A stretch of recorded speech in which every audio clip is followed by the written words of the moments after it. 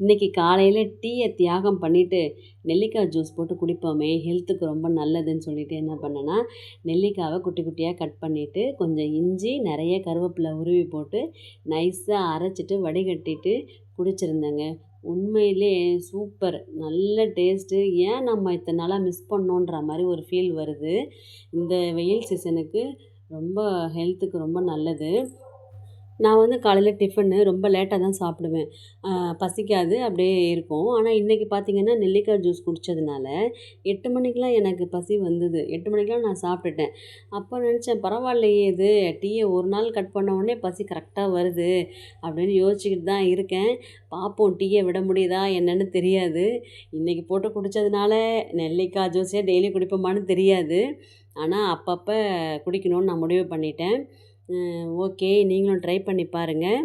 நெல்லிக்காய், கருவேப்பிலை, இஞ்சி எல்லாமே ரொம்ப நல்லது உடம்புக்கு. பாய், நெக்ஸ்ட் வீடியோவில் பார்க்கலாம்.